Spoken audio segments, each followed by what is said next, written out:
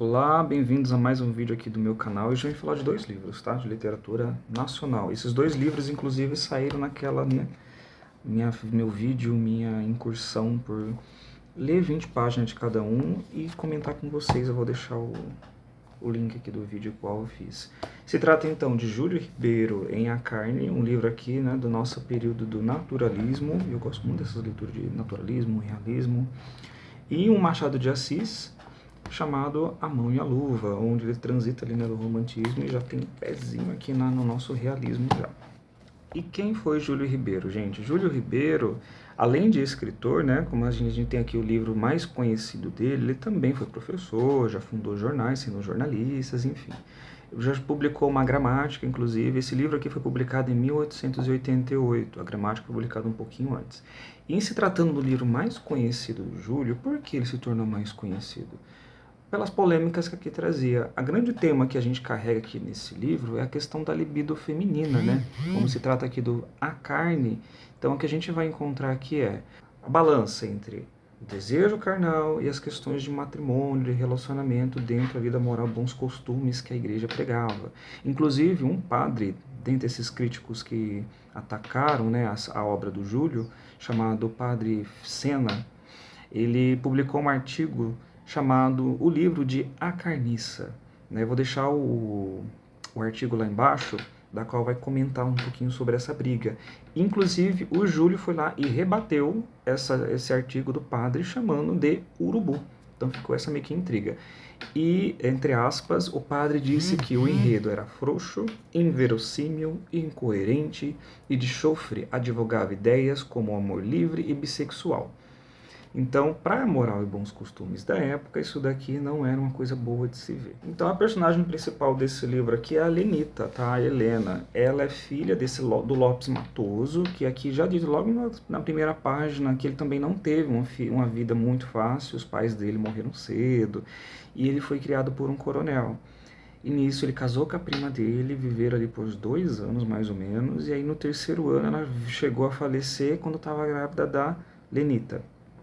E aí, claro, batalhou bastante, deu uma educação ali exemplar para a menina. A menina era estudiosa, gostava de ler, para ela não interessava casamento, relacionamento. Então ela queria, assim, nessa vida dela, ela só mirava o quê?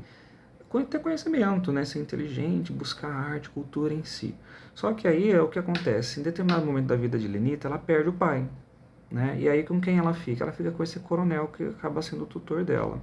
E durante esse período ela se viu um pouco mais sozinha, diante de tudo aquilo que aconteceu na vida dela, né? Perdeu a mãe, e agora perde o pai. Está dentro de uma família da qual ela ainda se sente um pouco deslocada, apesar do que o coronel ali serviu ela de bons afetos, bons agrados. A esposa do coronel tratou ela como se fosse uma filha legítima. Então, assim, não teve nada a perder, mas ainda o sentimento de deslocamento abatia sobre ela. Tanto que ela chegou até a ficar doente, né? Passou pelo médico, estava todo mundo preocupado com o que estava acontecendo. E nisso que ela ficou doente, ela se recuperou, ela começou ali a ter uns desejos carnais e que começou a ficar muito mais evidente, né? Tem um trecho aqui, por exemplo, que ela olha para uma estátua de um homem todo de bronze, todo musculoso, e ela começa a sentir algumas coisas, pensando naquele músculo carnal, né? Ergueu-se, acercou-se da mesa, fitou com atenção a estátua.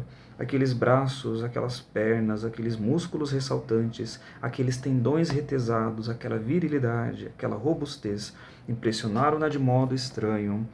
Dezenas de vezes tinha ela estudado, admirado esse primor anatômico, em todas as suas minutências cruas, em todos os nadas que constituem a perfeição artística, e nunca experimentara o que não experimentava. A cerviz taurina, os bíceps encoraçados, o tórax largo, a pelvis estreita, pontos retraídos das inserções musculares da estátua, tudo parecia corresponder a um ideal plástico que ele vivera sempre latente no intelecto e que despertava naquele momento, revelando brutalmente a sua presença. E aí ela segue analisando essa estátua e tal. Mais para frente ela continua.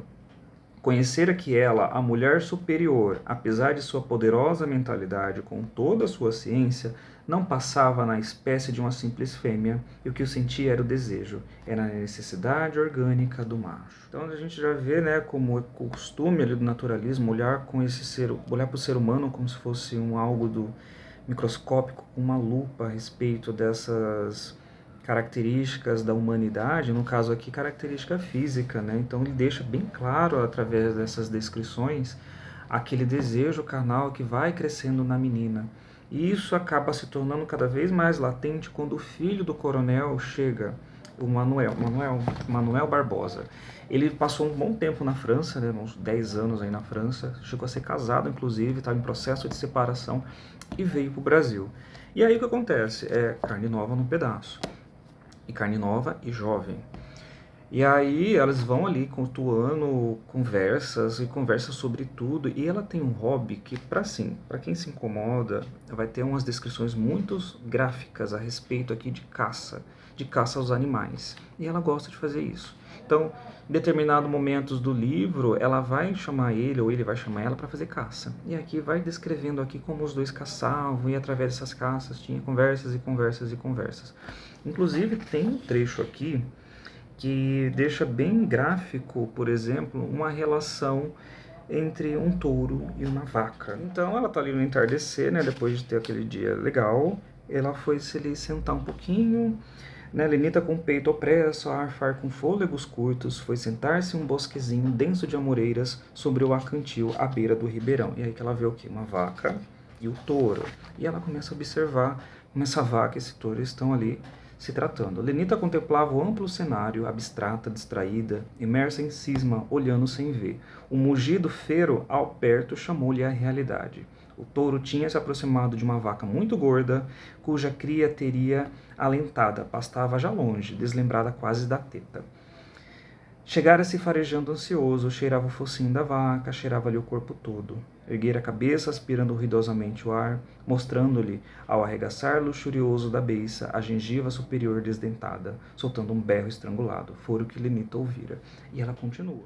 A vaca abriu um pouco as pernas traseiras, corcovou-se, engelhou-se a pele das ilhargas para receber a fecundação.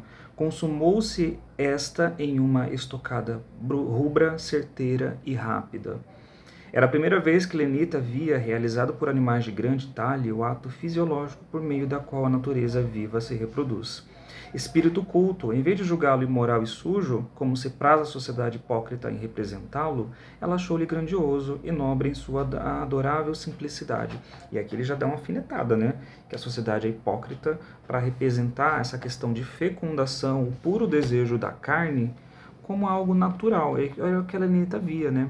Ela dotada ali de vários conhecimentos, não ali apregada às ideologias, a doutrinas, enfim, ela achava aquilo como uma coisa natural. E através dessa imagem bem simbólica, né, a gente vê como o autor vai construindo o que mais para frente a gente já acha que vai acontecer, que na verdade vai acontecer, da qual que é a aproximação da Lenita com o Manuel, uma aproximação não só amorosa, mas principalmente uma aproximação física. Então a gente vai ter essa aproximação da Lenita e com o Manuel, né, da qual vai gerar ali umas consequências da qual não vou falar, quero que vocês leiam para tirar suas próprias conclusões no que vai dar essa aproximação, no que Lenita vai tirar de proveito ou não dessa revelação carnal, né? Outro fato interessante aqui, que, claro, a gente já está tratando aqui de um livro da 1800, né, 1888, da qual era comum, sim, essas fazendas terem seus escravizados ali. E aqui o autor também ele separa, inclusive, um capítulo para falar sobre a folga desses escravizados, o que eles faziam, né? Como as danças típicas, os costumes que eles ainda levavam dentro ali do seu povo, que o período escravagista não conseguiu apagar. Por exemplo, ó, os negros tinham acabado uma carpa nesse dia, e o coronel lhe dera a eles permissão para folgar, mandando ao mesmo tempo que o administrador lhes fizesse uma larga distribuição de aguardente. Ao som de instrumentos grosseiros dançavam. Eram esses instrumentos 2 atabaques e vários adufes. Acocorados, segurando os atabaques entre as pernas, encarapitados, debruçado neles, 2 africanos velhos, mais ainda robustos, faziam-nos ressoar, batendo-lhes nos couros, retesados, as mãos ambas, com um ritmo sacudido, nervoso, feroz e infrene. Negros e negras formavam um vasto círculo, agitavam-se, permeavam compassadamente, rufavam adufes aqui e ali. Um figurante no meio saltava, volteava, baixava-se, erguia-se, retorcia os braços, contorcia o pescoço, rebolia os quadris, sapateava em um frenesi indescritível, com tal prodigalidade de movimentos, com tal desperdício de ação nervosa e muscular, e que teria atafado um homem branco em menos de 5 minutos. Aqui a gente já vê, então, além da descrição, ele coloca o quê? Uma hipersexualização aqui no meio, né, na qual esses movimentos, tudo isso um homem branco não faz, porque o corpo negro seria o mais resistente para esse tipo de coisa. E aí ele vai narrando toda essa dança, todos esses costumes, e ainda vai colocando aqui pontuando alguns nomes de alguns negros, da qual ele faz aqui tece uma história paralela, que alguns negros estavam morrendo ali na fazenda dele. E aí, tava todo mundo achando estranho porque esses negros estavam morrendo. E descobriu-se que um deles, o tal de João Cambinda, ele estava fazendo mal. E o que ele faz com esse João é uma coisa ali muito gráfica. Eu não gostei muito dessa parte, né? E aí ele coloca: enquanto se dançava no terreiro, João Cambinda, escravo octogenário, inútil para o trabalho, estava sozinho sentado em um cepo, ao pé de fogo de lenha de peroba, um paiol velho abandonado, que a rogo se lhe fora concedido para a morada.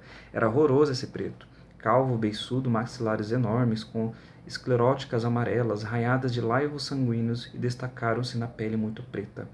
Curvado pela idade, tardo, trôpego, quando se erguia e, envolto na sua coberta de lamparda, dava alguns passos, semelhava-se a uma hiena fusca, vagarosa, covarde, feroz, repelente. Tinha as mãos secas, aduncas, os dedos dos pés reviravam-se-lhe para dentro, desunhados, medonhos. E aí a descrição é ladeira abaixo, tá? Aqui na página 122, essa ediçãozinha aqui, ele vai falar um pouquinho sobre o casamento, né? Da qual ele vai ali atiçar mais ainda. Eu acho que deve ter enfurecido o padre Sena por causa disso. Não se podia casar com Lenita? Que tinha isso? Que é o casamento atual, senão uma instituição sociológica, evolutiva, como tudo que diz a respeito aos seres vivos, sofrivelmente imoral e muitíssimo ridícula. O casamento do futuro não há de ser este contrato draconiano, estúpido, que assenta na promessa solene daquilo exatamente o que se não pode fazer. Mal sabe ele que, né, já estamos em 2024 e o casamento ainda continua sendo uma instituição. O homem, por isso mesmo que ocupa o supremo degrau da escada biológica, é essencialmente versátil, mudável. Hipotecar um futuro incerto, menos ainda, a improvável consciência de que hipoteca não tem valor, será tudo o que quiserem, menos moral. Amor eterno só em poesias piegas. Casamento sem divórcio legal, regularizado, honroso, para ambas as partes, é caldeira de vapor sem válvula de segurança, arrebenta. Escancara-se, paramenta-se um homem, atavia-se, orna-se de flores simbólicas uma mulher, e lá vão ambos à igreja em pompa solene, com grande comitiva. Para quê? Para anunciar em público, em presença de quem quer quiser ouvir, a repiques de sino e som de trompa, que ele quer copular com ela e que ela quer copular com ele, e que não há quem se oponha, que os parentes levam muito a bem, bonito. E a multidão de baldaus, velhos e moços, machos e fêmeas, de olhos encarquilhados e dentes a mostras, em riso ao var, dando-se cotoveladas maldosas, segregando obscenidades. Seria ridículo se não fosse chato, sujo. Aí ele coloca: o amor é filho da necessidade tirânica, fatal, que tem todo o organismo de se reproduzir, de pagar a dívida do antepassado segundo a fórmula bramática. E agora, se tratando em linha cronológica, um pouquinho antes desse daqui, foi publicado em 1874 A Mão e a Luva, do nosso Machado de Assis, ali na época do realismo, tá? E aqui a gente vai acompanhar a personagem principal, também mocinha ingênua, mas não tão ingênua assim. É a Guiomar, tá? E aqui logo no comecinho ela desperta o interesse do Estevão. Estevão é esse cara, poeta, sonhador, da qual ele vai estudar um pouco, se não me engano, em São Paulo. E aí ele pede para Guiomar escrever para ele, né? Falar: olha, eu gosto muito de você e tal, tô indo para São Paulo estudar. E aí eu queria que você mantivesse contato comigo através de cartas. E aí, ó, levando consigo a imagem dela e pedindo-lhe em câmbio que uma vez ao menos lhe escrevesse. Guiomar franziu a testa, fitou nele o seu magnífico par de olhos castanhos com tanta irritação e dignidade que o pobre rapaz ficou atônito e perplexo. Imagina-se a angústia dele diante do silêncio que reinou entre ambos por alguns segundos. O que se não imagina é a dor que o prostou, a dor e o espanto. Quando ela ergueu-se da cadeira em que estava ali e respondeu saindo, esqueça-se disso. Então Guiomar não mandou nenhuma correspondência para Estevão. E aí o que acontece? O tempo se passou, né? O Estevão ali se tornou, acho que, se não me engano, se formou em Direito. E aí a Guiomar, então, se tornou uma moçoila bonita e tal, bem cortejada. O Luiz, que é esse amigo do Estevão, chama o Estevão para ficar ali um tempo com ele, para trabalhar com ele. E acontece que a Guiomar, ela era a vizinha dele, praticamente, né? E aí, mais uma vez, o Estevão ali tendo contato agora com a Guiomar um pouco mais madura, começa a reacender aquela paixão da qual ele tinha antigamente. Quando a gente fala de Guiomar, ela, sim, ela perdeu a mãe, né? Um pouco cedo. E aí o que acontece? Essa mãe tinha uma mulher que era muito rica, a baronesa, que era amiga, né? E aí, vendo aquela situação da qual a Guiomar ia ficar órfã, a baronesa então convida ele para, né, ser sua tutora e ela passa ali a viver com a baronesa. Ela dá de tudo para ela, educação, moral, bons costumes, igual a nossa Lenita ali da história. Dando tudo isso, o que a baronesa vai esperar dela? Que ela se case bem, né, tenha um bom ali contrato, um bom marido, enfim. Vendo essa situação, o Luiz só observa ali, por exemplo, tem um trecho aqui que eu marquei, que o Luiz está ali só observando, vendo que o Estevão continua apaixonado por essa menina, e essa menina continua toda escorregadia pro lado dele, né?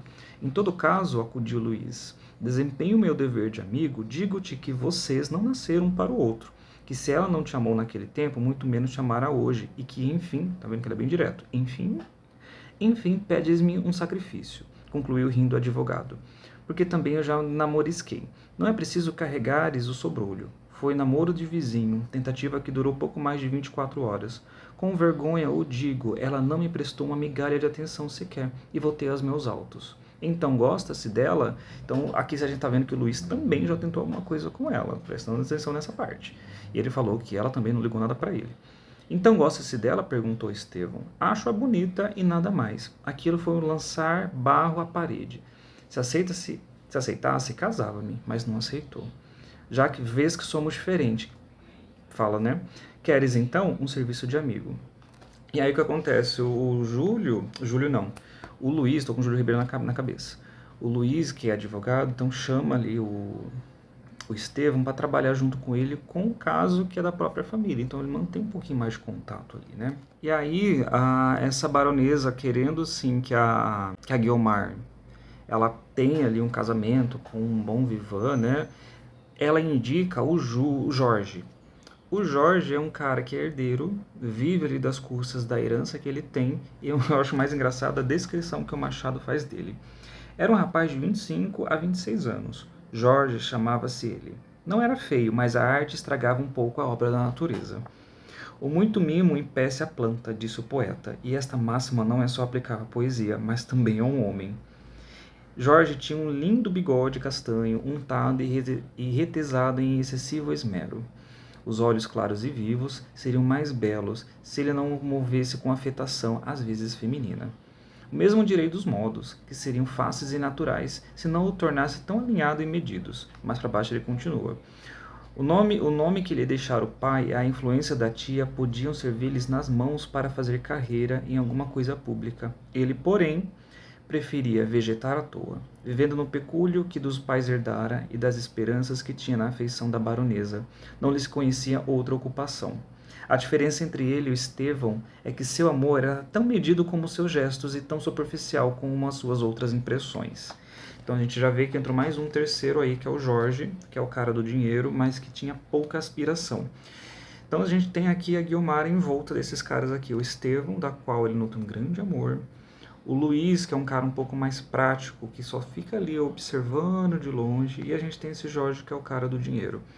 Tem uma Mr. Oswald aqui, que é uma colega da baronesa, da qual ela vai conversar muito. E ela vai ali afinetar a situação da Guiomar para que ele fique também com o Jorge. E aí a Guiomar fala que a Mr. Oswald fala para a Guiomar que ela fica muito pensando, sonhando nesse amor através dos romances que a própria Guiomar lê, e aqui a realidade é completamente diferente. Sonharas uns amores de romance, quase impossíveis. Digo-lhe que faz mal, que é melhor, muito melhor, contentar-se com a realidade. Se ela não é brilhante como os sonhos, tem pelo menos a vantagem de existir. Então a gente já vê o quê? Uma crítica que o Machado trouxe aqui, de que o casamento em si, assim como o Júlio Ribeiro colocou aqui, seria uma instituição da qual os dois teriam que tirar alguma vantagem. Então há o casamento onde as pessoas se gostam por amor, e há o casamento que as pessoas precisam ver uma vantagem para estar junto ali. Tem uma viagem que elas vão fazer, e aí a baronesa, junto com a Guiomar, né, essas coisas todas. E aí o Estevão tem um momento que ele some, ele não aparece, não dá as caras, porque a Guiomar não sabe quem convidar para ir nessa viagem. Não é à toa que o Luiz vai. Só que aí o Estevão some, né? Durante uma inteira e comprida semana, deixou Estevão de aparecer no escritório onde trabalhava com o Luiz. Não apareceu também em Botafogo. Ninguém o viu em quase todo esse tempo nos lugares onde ele era mais ou menos assíduo. Foram 6 dias. Não digo da reclusão absoluta, mas de completa solidão. Porque ainda nas poucas vezes que saiu, fê-lo sempre às horas ou em direções que a ninguém havia e de ninguém era visto. E até aqui o autor sugere que essa obsessão toda que ele tinha por ela, obsessão é a palavra, tá? Porque nutre um amor tão forte pela menina que passa a ser um pouco obsessivo, né? Porque aqui, ó, todo ele era Guiomar. Guiomar era o primeiro e último pensamento de cada dia. A sombra da moça vivia ao pé dele e dentro dele, no livro em que lia, na sua rua solitária, onde acaso transitava, nos sonhos da noite, nas estrelas do céu, nas poucas flores do seu inculto jardim. Então, a vida ali, né, ficou tão forte, e era só Guiomar, Guiomar, Guiomar. E aí passa a ser também, inclusive, até a ideia de suicídio. A ideia de suicídio ficou-lhes mais adentro do espírito. Certa tarde que ele saiu a espairecer e viu o enterro que passava a caminho do Caju. O préstito era triste, ainda mais triste pela indiferença que se lia no rosto dos que iam piedosamente acompanhando o morto. Estevão descobriu-se, sinceramente desejou ir ali dentro, metido naquelas estreitas toabas de pinho, com todas suas dores, paixões e esperanças. Não tem outro recurso, pensou ele, é necessário que morra. É uma dor só, e é a liberdade. Eu achei bem pesada essa parte da qual ele, né, nutre esse amor não tão correspondido e passa-se essa ideia de que, para cessar tudo isso, era necessário cessar a vida.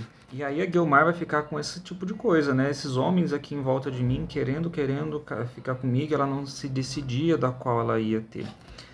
Estevão pelo amor, aí tinha o Júlio não, o Jorge, tô com o Júlio na cabeça, gente. Aí tinha o Jorge ali também, né, pelo dinheiro ali, né? A do Mr. Oswald ali cutucando, falando, fica com ele, fica com ele. E tinha o Luiz ali que também estava ali como um terceiro, mas ali estava atento às coisas, estava observando ali. Dos dois homens que lhe queriam, nenhum lhe faltava alma. Ela sentia que Estevão pertencia à falange dos tíbios, Jorge à tribo dos incapazes, duas classes de homens que não tinham com ela nenhuma afinidade. Se os não igualava, também não os via como os mesmos olhos. Jorge causava-lhe tédio. O sentimento de Guiomar em relação a Estevão não podia chegar nunca ao amor. Tinha muito de superioridade e perdão. Então, o tanto que o Estevão se rebaixava para ela, que ela começava a olhar para ele como um ar de superioridade, inclusive, né? Como um coitado. E claro, o Jorge, de ser essa pessoa tão supérflua, ele olhava com tédio. Nada mais é que um sujeito com uma herança e nada mais que isso. E aí ela vai ficar com esse sentimento até o final do livro, da qual ela vai tomar a decisão dela, que vocês vão ter que ler para vocês perceberem qual decisão o avião está passando. Avião não, helicóptero. Podemos continuar. Só lendo o livro para vocês notarem quem vai ser a escolha da Guiomar aqui. E do porquê a mão e a luva, já que assim, a explicação que esse título traz é que a luva se encaixa perfeitamente dentro da mão. Então, ela vai ter essa ideia de relacionamento como isso, o encaixe perfeito. A união de duas pessoas, da qual as duas têm que tirar vantagem. Então, é uma luva que se encaixa perfeitamente nessa mão. E essa é a grande crítica que o Machado de Assis faz aqui dentro desse livro, né? Eu anotei também duas coisas que eu percebi aqui. A representação do homem para Guiomar, né? Os três, né? tem cada uma representa alguma coisa da qual a Guiomar ela via dentro de um casamento, né? O Luiz, por exemplo, era ser prático, representava o homem moderno, que é um ambicioso e faz de tudo para conseguir o que quer. E aí a gente vê no Jorge a questão do quê? Né? Do homem tradicional, pois age de acordo com o que a sociedade espera de um casamento, tem que ter proveito para ambos, além do dinheiro, né? Prestígio. E o Estevão é representação do quê? Do romântico. Olha e sente com verdade, da qual ela quer, espera isso dentro de um relacionamento. Então, cada um tem uma característica que ela gostaria que tivesse num homem só. E aí também eu vi algumas referências de Otelo. Quando o Estevão, por exemplo, ele volta lá de São Paulo e ele dá de cara com a Guiomar, primeiramente eles estão indo assistir uma peça de teatro. E essa peça é qual? Otelo. E aí, eu coloquei aqui, é possível perceber as referências. Ambas se envolvem em casamento, né? Tanto aqui a Guiomar quanto a Desdémona. E aí ela tem o casamento, né, com a pessoa da qual ela quer. Desdémona, no caso, ela se casa com Otelo. Mas aí o Iago vai lá, planta umas fofoquinhas a respeito e o Otelo acaba findando o relacionamento ali com a Desdémona. Mas no caso aqui a gente não tem isso, tá? A Guiomar ela vai se casar ali e a gente tem o Jorge, por exemplo, representando como a figura do Iago, porque ele não necessariamente vai fazer fofocas, mas ele age ali através também da fofoca da Mr. Oswald, através da tentativa de influenciar o casamento, ele tenta ali tirar algum proveito, né? E a gente tem o Cássio, que o Cássio é uma figura de um bom homem, mas também ele sofre ali nos devaneios ali de Otelo, né? Mas ele é um bom homem. E nessa figura a gente tem aqui, por exemplo, o Estevão, né? Coloquei aqui, ó. Somente pelas atitudes boas e virtudes que carregam, mas ambos são vítimas de intrigas. Se você gostou do vídeo, curta, se inscreva no canal. Fica a dica aqui, 2 livros da nossa literatura nacional. A linguagem não é rebuscada. Aqui a gente tem bastante floreio, né, da questão das adjetivações, da qual o Júlio Ribeiro, como gramático, né, então ele vai encher de palavras ali, da qual eu mesmo não conhecia, e o texto assim fica bonito. E o bom Machado, né, bom e velho Machado com suas ironias, nessas conversas diretas com o leitor, quebrando essa quarta parede. Fica a dica aqui desses 2 livros muito bons. E se você gostou do vídeo, curta, se inscreva no canal e até a próxima.